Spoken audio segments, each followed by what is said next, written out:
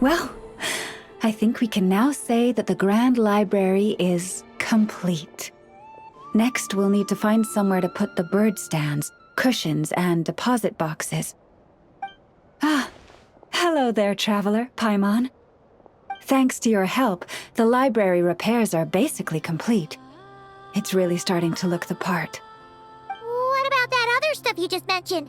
Are you planning on putting all that in the library too? Yes. That said, it's too big of a job for me to handle alone. I was planning on getting some of our more skilled artisans to help out. The Grand Library is open to humans and animals alike. Since we have furniture for humans to sit down on, there should naturally be some for the animals too. Huh. Yeah, that does kind of make sense.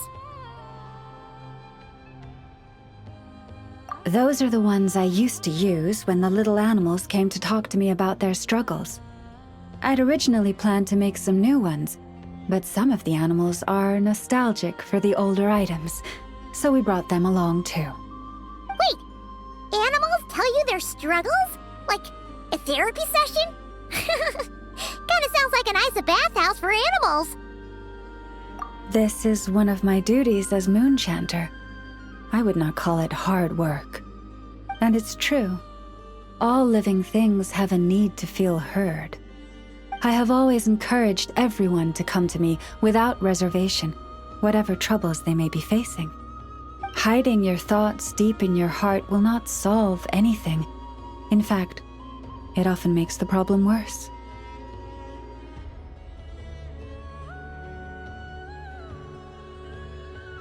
Oh, well, I've never looked at the numbers, but my sense is that the animals consult me more often.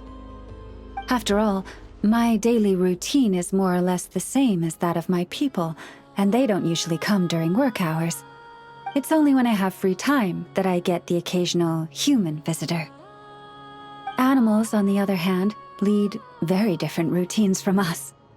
Sheik badgers tend to visit in the early morning hours, while ibises often drop by after sunrise. Finches come in flocks during the afternoon, chirping and chattering away. The rhyme-horned deer visit at dusk, mostly alone, though sometimes with one or two friends. And once night has fallen, I get the odd weasel thief burrowing into my home. Oh, but that leaves you with no time to yourself at all. It truly is. There was one time when a weasel thief stole some pine cones that a group of finches was hoarding. It must have been around 20 finches that flew to my bedside in the dead of night to protest the transgression. I had to ask a sniffer mole who I'd just been chatting with to invite the weasel thief over. It took a lot of work to convince it to reveal where the pine cones were. By the time all parties were satisfied and ready to leave, the sun was up. I slept in till past noon that day. Paimon would have given up and gone back to sleep long before you did. And probably pulled a blanket over her head first to block out the noise. Since they'd taken the trouble to come to me, I felt I had a duty to help them. And the results made it all worthwhile. After getting everything off their chests, the finches went back to happily hopping around, and the weasel thief went off in search of new, exciting treasure. But humans are less forthcoming than animals. Too often, they hide their true feelings in the deepest corners of their hearts. Even those who come to me for guidance, I feel as if they tell me only part of the story, leaving out what truly burdens their soul. Perhaps they are unwilling to say it out loud, to face the real issues head on. Human society often encourages people to hide their true selves.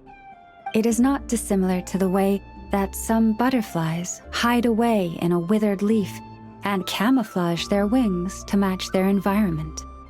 Social interactions between humans can be complex and difficult. Everyone has their way of coping, and I don't judge them for it. Nonetheless, suppressing one's true feelings, can easily lead to melancholy and depression. Deep-seated issues like that are difficult to resolve, no matter what advice I give. So I had an idea. I thought, what if I could find a way to bring complicated human minds and straightforward animal ones together? Maybe by spending some time around each other, both could experience a new perspective. It was with that in mind that I renovated the Grand Library and turned it into what it is today, spacious and well-ventilated, and open to humans and animals to come and go as they please. Except maybe on rainy days, when they're looking for shelter. But the rest of the time, people can visit whenever they want, to spend time with the animals, browse books, rest, and enjoy the sun.